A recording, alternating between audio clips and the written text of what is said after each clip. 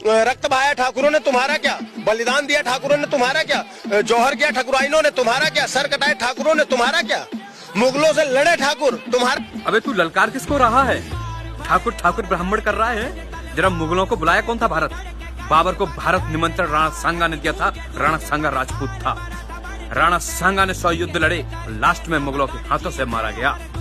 उसके बाद सारे राजपूतों ने बिगुल बजा दिया, अपनी बेटी और रोटी का रिश्ता कर लिया राजपूतों से, अपनी बेटियां दे दी रियासतों को बचाने के लिए और राजवंश अपना आगे बढ़ाने के लिए। अबे जब तुमने बुलाया, जब तुमने रिश्ते जोड़े, जब तुमने उनकी रियासतें ली, अपनी रियासतें बचाई, अपने रिश्ते बनाए, नाना नानी मौसा मामी बने, अबे तो लड़ेगा कौन? हम।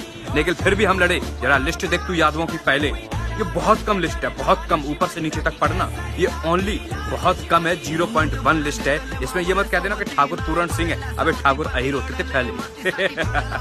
ठीक। राजा कुलचंद्र यादव का इतिहास पढ़ लेना। श्री कृष्ण भगवान की पीढ़ी में आए थे, जो कि मथुरा के आखिरी राजा थे। जब मुगलों ने आक्रमण मथुरा पे किया था तो राजा कुलचंद्र यादव ने वो बिगुल बजाया था और अंतिम सांस तक युद्ध लड़े थे। उनकी जितनी भी हजारों रानियां थी, सारियों ने जौहर कर लिया था, लेकिन मुगलों के आगे नहीं गई। तो जौहर करना किसको सिखाता है? ये प्रथा हमेशा हमारे धर्म में चली आई है। छत्रवंश, चंद्रवंश, सूर्यवंश में चली आई है, यदुवंशियों में चली आई है। आला उदल का इतिहास पढ़ लेना जाकर के। इतिहास में लिखा हुआ है, सती होना यदुवंश का इतिहास रहा है, चाहे फिर किसी का भी हो। अभी तू ललकार रहा है? मेरे सामने डिबेट कर। मेरे सामने 5-5 हजार में ब्राह्मण बिके हैं। बात करता है इतिहास की। देश में बुलाएंगे, देश में खिलाएंगे, देश में बेटियां देंगे, उनसे बच्चे पैदा करवाएंगे, फिर कहेंगे कि हम उनसे लड़े थे। अभी लड़ो मरो। तुम्हारे चक्कर में हमारे पूर्वज मर के चले गए, गुलामी करके चले गए।